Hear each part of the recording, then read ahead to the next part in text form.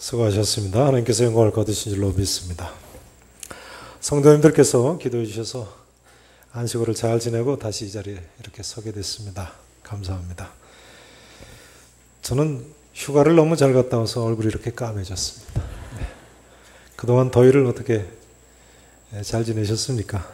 그동안 안녕하셨습니까? 네. 지난 주간에 아시아나 비행기 사고가 있지 않았습니까? 저도 비행기를 타고 오다 보니까요, 사고가 난 아시아나 비행기와 비슷한 뒷자리를 타고 왔습니다. 그래서 그런지 아시아나 항공기 사고를 오늘 본문 말씀과 함께 시종을 생각하면서 비행기를 타고 왔습니다.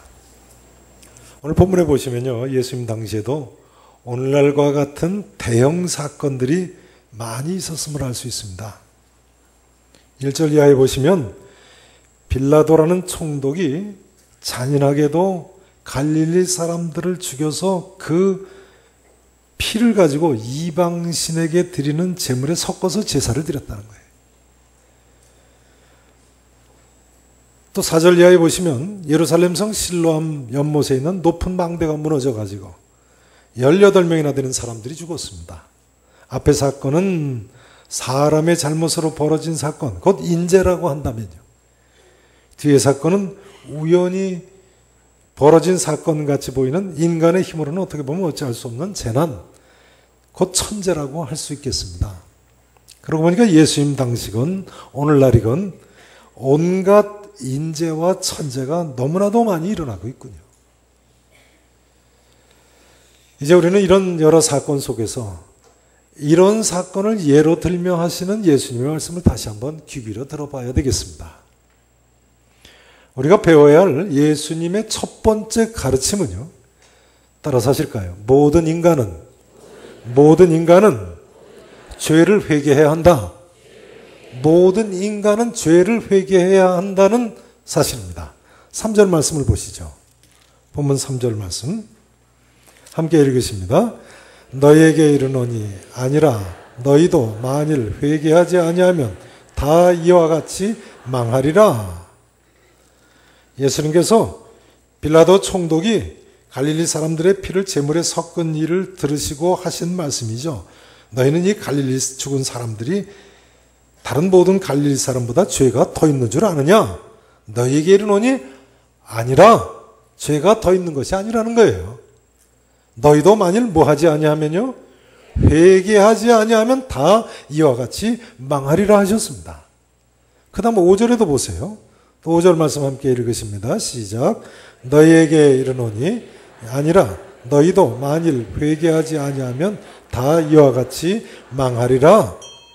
실로암에서 망대가 무너져서 18명이 치여서 죽었다는 소식을 듣고 하시는 말씀입니다. 그 사람들이 예루살렘에 거하는 다른 모든 사람보다 죄가 더 있는 줄 아느냐? 너희에게 이르노니 어떻다고요? 아니라 너희도 만일 뭐하지 아니하면요, 회개하지 아니하면 다 이와 같이 망하리라 하셨습니다. 그러니까요, 빌라도에게 잔인하게 죽임당한 사람들이건 실로암 망대가 무너져 죽은 사람들이건 갈릴리 사람들이건 예루살렘 성 사람들이건 2000년이 지난 오늘날 우리건 간에 모든 사람은 본질상으로 똑같은 죄인인 것입니다.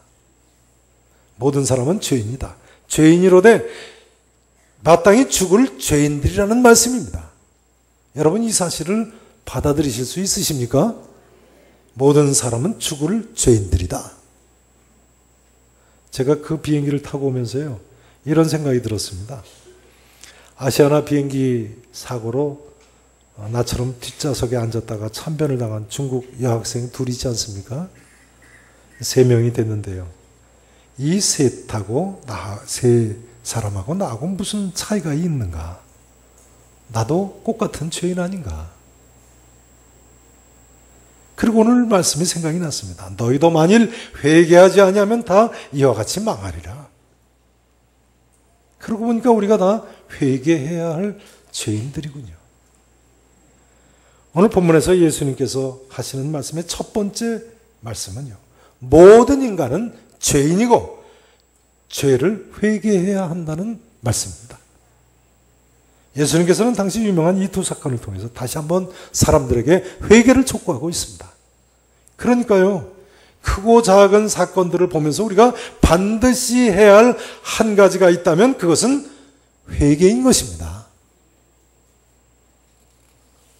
사랑하시는 성도 여러분, 오늘날까지 인생을 살아오시면서 어떤 사고, 어떤 사건이 가장 기억에 남으십니까? 그 사건을 기억하시면서 반드시 예수님의 회개를 촉구하는 음성을 들으실 수 있기를 다시 한번 진심으로 축원하겠습니다. 그런데요, 이 자리에 있는 우리들은 사실은 다 죄를 회개한 사람들 아닙니까?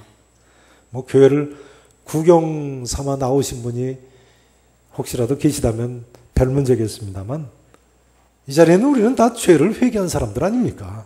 틀림없으시죠? 그렇기 때문에 이제 두 번째로 말씀을 드려야 할 점은 이것입니다.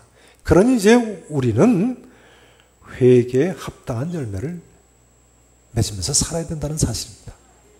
한번 따라서 하실까요? 죄송합니다. 회개에 합당한 열매 맺는 삶을 살자. 자, 오늘 본문 6절 이하의 9절까지 말씀을 보세요. 6절부터 보세요. 이에 비유로 말씀하시되 한 사람이 포도원에 뭘 심었어요? 네, 포도나무를 심은 것이 아니고 무화과나무를 심었네요. 무화과나무를 심은 것이 있더니 와서 그 열매를 구하였으나 얻었어요? 얻지 못했습니까? 얻지 못함지라 포도원 지기에게 이르되 내가 몇 년을 왔어요? 3년을 와서 이 무화과나무에서 열매를 구하되 얻지 못하니 어떻게 하라고요? 찍어버리라. 어찌 땅만 버리게 하겠느냐? 대답하여 이르되 포도원 지기가 뭐라고 대답했습니까? 주인이시여 금년에도 그대로 두소서. 내가 두루 파고 뭘 준다고요? 거름을 주리니 이후에 만일 열매가 열면 좋거니와 그렇지 않으면, 그러니까 열매가 달리지 않으면 말이죠, 찍어버리소서 하였다 하시니라. 그러니 열매가 무슨 열매입니까? 이 열매가 무슨 열매예요? 예수님께서 그 직전에 회개하라는 명령을 하고 하신 것이니까요. 한마디로 회개에 합당한 열매를 맺는 삶을 살아야 된다는 말씀이군요. 나의 회개가 진정한 회개라면 삶의 변화로 나타나는 법입니다. 사랑하시는 성도 여러분, 회개에 합당한 열매를 맺는 삶을 사시기를 진심으로 축원합니다. 내가 죄인인 것을 회개할 뿐만 아니라 잘못된 행위를 참으로 회개하고 돌이켰다면 삶이 변하고 그래서 열매가 있어야 하지 않겠습니까? 여러분 혹시 여기 예수님의 포도원 비유에 나오는 사람처럼요, 하나님께서 참고 기다리신 지 지난 3년간 회개에 합당한 열매를 맺지 못했다고 하실지라도 이제라도 열매만 맺으면 될 줄로 믿으시기 바랍니다. 지난주가 올 전반기를 마감하고 맥주 감사주의를 지키셨습니다만 올 전반기 6개월 동안 회개에 합당한 열매를 맺지 못했다고 할지라도요, 서로 그랬다고 할지라도 이제부터라도 회개에 합당한 열매만 맺기만 하면 될 줄로 믿습니다. 아시아나 비행기 사고가 나기 바로 전날에 저한테 한국에서 핸드폰 문자가 왔습니다. 제 고등학교 때 친구가 세상을 떠났다는 문자였습니다. 시를 쓰던 친구였었는데요, 시인이었습니다. 폐암으로 사망을 했다고요. 근데 그 친구는 예수를 믿는 친구였습니다. 그런데도 불구하고 술, 담배를 끊지 못하고는, 끊지 못하는 정도가 아니라 아주 많이 하는 친구였습니다. 제가 가끔 전화를 하면 항상 술에 취해 있었으니까요. 가는 길이 다르다 보니까 최근 몇 년 동안 만나지는 못했습니다만 그저 1년에 한두 차례 전화하면 그렇게 술에 취해 있어요. 시인이라서 더 그랬던 것 같습니다. 술, 담배를 끊지를 못한 거죠. 예수를 믿어도요. 우리 교회 집사님 한 분이 그러시는데요, 의사들은 폐암은 100% 담배 때문이라고 한다는 거예요. 담배를 안 폈으면 간접 흡연이라도 했기 때문에 폐암에 걸린다는 거예요. 과학적으로 100%인지는 저는 모르겠습니다만 그 집사님께서 저한테 그렇게 말씀하시더라고요. 제가 그분 말씀이 생각이 나면서요. 내가 그 친구한테 자주 만날 수는 없었지만 그래도 전화 통화 몇 번 했는데 술, 담배 좀 더 적극적으로 끊으라고 했으면 얼마나 좋았을까. 아니면 내가 찾아가서라도 이제 끊으라고 했으면 얼마나 좋았을까 하는 아쉬움이 남았습니다. 솔직한 말씀입니다. 성도 여러분, 특별히 우리 남자 성도님들 술, 담배 끊으세요. 우리가 첫째로는 죄를 회개하고 그 다음은 회개에 합당한 열매를 맺는 삶을 살아야 합니다. 내면의 변화와 함께 삶의 변화, 생활의 변화가 나타나야 되는 것입니다.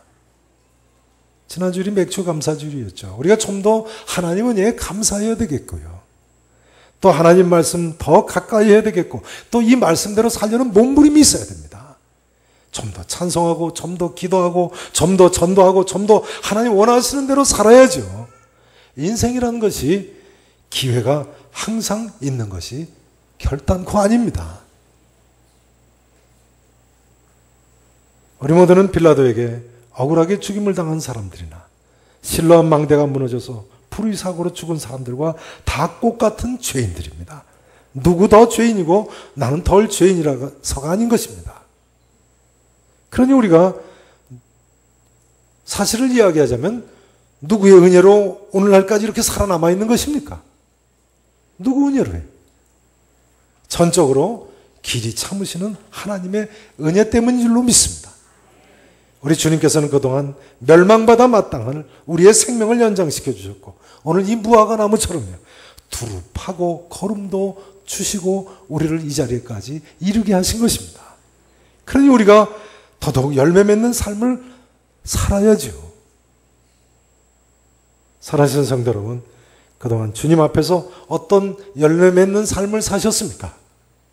이 시간 우리가 하나님께 말씀드릴 것이 있다면 바로 이 한마디뿐인 줄로 믿습니다. 주인이시여 금년에도 그대로 두소서. 하나님 아버지 저를 불쌍히 여겨주시옵소서. 이제는 열매 맺는 삶을 살겠습니다.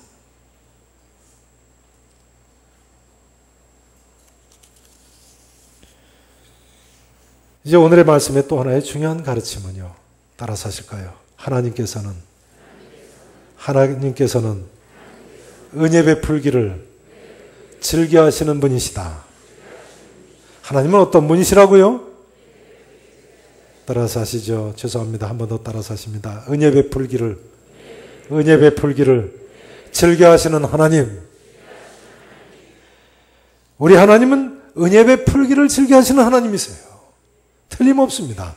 오늘 본문 뒷부분을 보세요. 예수님께서 18년 동안이나 귀신 들려 앓으며 꼬부라져 조금도 펴지 못하는 한 여인을 안식일에도 고쳐주시지 않으셨습니까? 안식일에 고쳐주시면 안식일 범했다고 비난을 분명히 받으실 텐데 비난받는 정도가 아니고 예수님 자신의 생명이 위태해지는데도 불구하고 말이죠. 왜 그러셨겠어요? 그것이 하나님 뜻이 분명하기 때문에 하나님께서 그처럼 은혜 베풀기를 원하시기 때문에 여러분 우리 하나님이처럼 은혜 베풀기를 즐겨 하시는 분이신 줄로 믿으시기를 축원합니다. 저는 이번 안식월 기간에 제 중고등학교 때 또 다른 친구인 웩 선교회 소속 윤경호 선교사가 캐나다에서 중독자 치유센터 사역을 하는 데를 가봤습니다. 그 윤경호 선교사가 지난 봄에 우리 교회에 왔었기 때문에 기억하시는 분들이 계실 겁니다. 캐나다에서 알코올 중독자나 마약 중독자들을 돌보는 치유 사역을 시작했는데요. 고센 농장 아닙니까? 고센 스토리 기억나십니까? 저는 그 고센 이야기를요, 윤 선교사가 캐나다의 선교사로 파송받아서 가기 전에 이미 들었습니다. 중국 선교를 했던 친구죠. 중국 선교를 하던 윤경호 선교사가 자기 아들을 중국에는 이제 선교사님들 자녀학교가 보낼 만한 데가 마땅치 않아 가지고 태국의 선교사 자녀학교가 있습니다. 그 고등학교 다니는 아들을 태국 선교사 자녀학교에 보냈더니 오늘 학교에서 연락이 왔다는 거예요. 아들이 마약을 하는 친구들하고 어울렸는데 부모가 와서 6개월 동안 이 아들을 돌보지 않으면 퇴학을 시키겠다. 태국 중부 지역에는 마약이 그 세계적인 마약 산지 아닙니까? 거기에 빠진 거예요. 윤 선교사님이 몇 년 전에 저기 와서 간증했던 내용이죠. 그래서 이 윤 선교사 부부가 할 수 없이 중국 선교지를 떠나가지고 태국 아들한테 가서 6개월 동안 함께 지내다가 중독자를 치유하는 데 헌신을 해야 되겠다 하는 새로운 사명을 받았습니다. 그리고 새롭게 헌신을 했어요. 젊은이들이 술, 담배, 마약에 빠져나가니까요. 그리고는 인도에 있는 웩선교회에 중독자 치유센터가 있는데 거기 가서 1년 동안 헌신을 했습니다. 뭐 사역하면서 이제 훈련을 받았는데요. 뭐 중독자 치유센터라고 해도 사실은 거의 농사 짓는 데입니다. 중독자들이 이제 땀 흘리고 노동을 하면서 밭에서 일하면서 그 중독에서부터 벗어나게 되는 거죠. 거기서 1년 동안 같이 노동을 했어요. 이 부부가 가서. 그러고 나서 한국에 잠깐 들렸을 때 교회 제 방에서 저를 만나서 그러는 거예요. 이제 내가 중독자들을 치유하는 훈련을 다 받았는데 중독자들을 치유하기 위한 농장을 하나 나도 이제 그 꾸며야 되겠다. 그런데 그 인도에 가기 직전에 창세기 말씀을 묵상을 하다가 중국에 있을 때 창세기 말씀을 묵상하다가 하나님께서 야곱에게 애굽에서 가장 좋은 땅 고센 땅을 주신 것처럼 내게도 우리에게도 고센 땅을 주신다는 약속을 받았다고 저한테 그러더라고요. 하나님께서 뭘 주신다고요? 기름진 고센 땅 같은 땅을 주신다고 약속을 받았다는 거예요. 그러면서 저한테 뭐라고 그러냐면 하나님께서 한국에서 주실지 아니면 다른 나라에서 주실지 모르겠다고 그래요. 제가 그 말을 들으면서 속으로 드는 생각이요.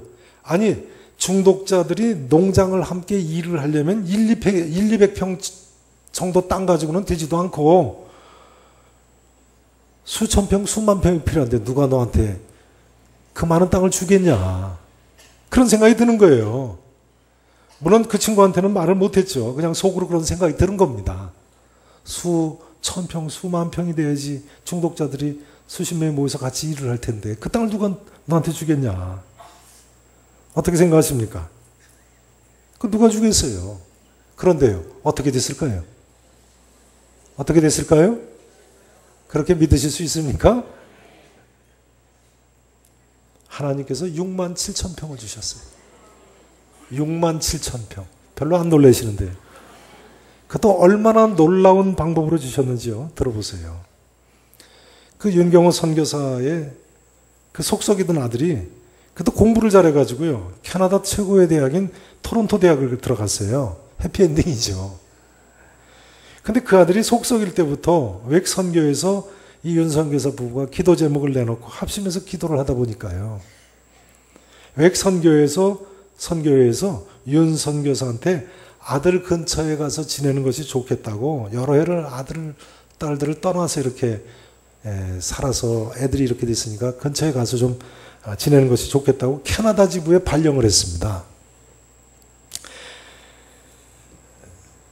그러니까 저한테 고센 농장을 하나님께서 주실 줄로 믿는다고 한 직후에 다 일어난 일입니다. 그래서 이제 캐나다로 가게 됐어요. 그리고 캐나다 지부로 가가지고는 지부 모임에서 고센 농장에 대한 비전을 나누는데요. 캐나다 선교사, 캐나다 사람 선교사 한 분이 한국인 장로님 부부를 만나라고 소개를 하더랍니다. 그 한국인 장로님이 캐나다에서 골프장을 하는 분인데 그분을 이제 그 캐나다 사람 선교사가 소개를 해줬어요. 그래서 그 장로님을 만나서 같이 식사를 하면서 비전을 나누는데 뭐라고 그러시냐면 자기가 농장이 하나 있는데 그 농장을 기증을 하겠다고 그러더라는 거예요. 그래서 식사 후에 한 40분 떨어진 농장을 같이 갔는데요. 차에서 내려서 보니까 잠시 후에 제가 사진을 찍어온 걸 보여드리겠어요. 농장에 커다란 창고가 있는데 창고에 뭐라고 그 농장 이름이 써져 있냐면요. 영어로 The Land of Goshen Farm, 고센 농장이라고 써붙였더라는 거예요. 그 농장 간판은 이미 10년 전에 붙인 겁니다. 여러분 믿어지십니까? 참 놀랍죠. 우리 하나님 대단하신 분이세요. 그 농장을 제가 이번에 다녀왔어요. 사진 찍은 거 한번 보시죠. 자, 이 농장인데요. 왼편에 있는 저 창고에 고센 농장이라고 영어로 크게 써붙였어요. 지금 뭐 석양에 찍어서 잘 안 보이는데요. 자, 가까이 찍은 사진 한번 보시죠. 읽어보세요. The Land of Goshen Farm. 고센 농장이라고 써붙인 것을 봤어요. 윤선교사 부부가요. 그 장로님 부부하고 식사를 마치고 농장을 가보자고 해서 같이 차를 타고 왔는데 농장에 내리자마자 저 글자가 눈에 확 들어오지 않겠습니까? 그 사모님이 주저앉아서 울었다고 그래요.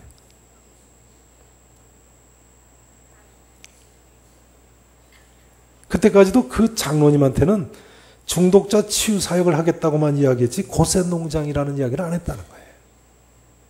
고센 땅이라는 이야기를. 제가 이번에 가서 그 장로님 부부를 만났습니다. 함께 식사를 했는데 제 대학 1년 선배더라고요. 이 농장을 그 장로님 부부가 어떻게 돼서 이렇게 준비를 했냐면요. 강원도 예수원을 만든 토레이 신부님을 아실 겁니다. 토레이 목사님이죠. 그 토레이 목사님이 10여 년 전에 토론토 지역에 부흥회를 오셔서는요. 이 다음에 하나님 일에 필요할 테니까 공동체 사역을 위해서 땅을 좀 사놓으라고 하시더라는 거예요. 그래서 그 장로님이 땅을 사놓고는 기도를 했답니다. 하나님, 저희가 이 땅을 10년만 가지고 있겠습니다. 이제 빨리 기증할 사람이 나타나게 해주십시오. 그러면 농장 이름은 같이 그 농장을 돌보는 기도 모임이 있었는데 기도에 한 분이 고센 농장이라고 이름을 짓자고 해가지고 고센 농장이라고 이렇게 커다랗게 써붙였다는 거예요. 그렇게 지어놓고 있는데 윤경호 선교사가 나타나가지고 중독자 치유센터를 하려고 찾고 있다고 하니까 기증하겠다고 했다는 거예요. 그런데 그 윤 선교사가 저 농장에 들어가서 산 것이 바로 꼭 10년째 되는 바로 그해 그달 2009년 10월이었다고. 10년 만에 인계를 한 거예요. 그래가지고 좀 이따 사진에 보시겠습니다만 그 다음에 4월에 웩선교회 이 농장을 중독자 선교센터로 넘겨주게 됩니다. 한번 그 다음 사진 또 보세요. 자, 이렇게 넓은 벌판이에요. 뭐 6만 7천 평이니까 이런 넓은 밭들이 지금 이게 건초를 심은 건데요. 뭐 여러 개가 되더라고요. 그 다음 보세요. 자, 많이 보던 사람 있죠? 네. 얼마나 아름답습니까? 석영에 그 옆에 제 옆에 서 있는 선교사 윤경호 선교사 아마 기억하시는 분들이 계실 겁니다. 제가 윤 선교사한테 그랬습니다. 하나님께서는 우리에게 언제나 좋은 것을 주신다고요. 믿으십니까? 하나님 언제나 우리에게 좋은 것을 주세요. 우리가 믿음이 없어서 문제인 거죠. 얼마나 아름답습니까? 눈에 보이는 저런 농장, 저런 밭이 뭐 여러 개예요. 6만 평이 넘으니까 그 다음에 이렇게 농장에는 또 주택이 본래 지어져 있었습니다. 그리고 왼편에 사진 왼편에 증설을 해서 중독자들이 함께 숙식을 하는 빌딩이 되겠습니다. 그 다음에요. 농장 안에 돌을 하나 갖다가 기념비를 이렇게 세웠는데요. 그 다음 사진을 보세요. 확대해 보면요. 랜드 오브 고센 팜 이렇게 되어 있지 않습니까? 거기 보시면 2010년 4월에 웩선교에 기증한다고 되어 있는데 그 아래 자세히 보시면요. 사실은 기증자 이름을 새겨놨는데 그 김장로님 네 분이 절대로 이름을 실으면 안 된다고 해서 지운 자국이 있습니다. 네, 참 아름다운 모습이죠. 그 다음 보세요. 되셨습니다. 여기를 좀 보세요. 참 우리 하나님 하시는 일은 놀랍죠. 이제 이 스토리는요. 웩선교회의 선교 스토리 중에 하나가 됐습니다. 그래서 여기 보세요. 이 책이 실려 있어요. 이번에 캐나다 웩 본부에 들려서 제가 사온 책입니다. 제목이 이렇게 되어 있습니다. Beyond the Edge. 한계를 넘어서 이런 제목인가요? 100 Stories of Trusting God. 하나님을 신뢰한 100가지 스토리 중에 웩 선교사들이 간증하는 100가지 스토리 중에 하나로 기록이 되어 있습니다. 여러분, 하나님은 살아계십니다. 하나님은 또한 우리를 이처럼 사랑하실 뿐만 아니라 은혜 베풀기를 즐겨하시는 분이신 줄로 믿습니다. 우리 각 사람을 통해서도 하나님 놀라운 계획을 가지고 계신 줄로 믿으시기를 진심으로 축원합니다. 이제 말씀을 마치기를 원합니다. 오늘 본문 포도원에 심은 무화과나무의 비유에서요. 포도원 주인은 누구입니까? 물론 하나님이시죠. 그리고 무화과나무는 누굽니까? 물론 우리죠. 열매 맺어야 하는 우리들입니다. 그러면요. 포도원 지기는 누구입니까? 포도원 주인한테 주인이요. 금년에도 그대로 두소서 내가 두릅하고 거름을 주겠나이다 하는 포도원 지기는 누굽니까? 예수님이십니다. 예수님. 그렇다면요. 금년에도 그대로 두소서 하신 것은 예수님의 중보의 기도의 모습이라고 할 수 있지 않겠습니까? 사실 우리 모두는 이런 예수님의 중보기도 때문에 아직도 살아남아 있는 것이고 아직도 하나님의 은혜를 입고 살아가고 있는 것입니다. 우리 모두 이 주님께 감사드리기를 원합니다. 그리고 이제는 열매 맺는 신앙생활을 하실 수 있기를 진심으로 바랍니다. 이 시간 우리 모두 죄를 더 미워하고 더 철저하게 회개하고 우리 하나님의 기대를 저버리지 않고 회개에 합당한 풍성한 열매 맺는 삶을 사실 수 있기를 우리 구주 예수 그리스도 이름으로 간절히 축원하겠습니다. 기도하시겠습니다.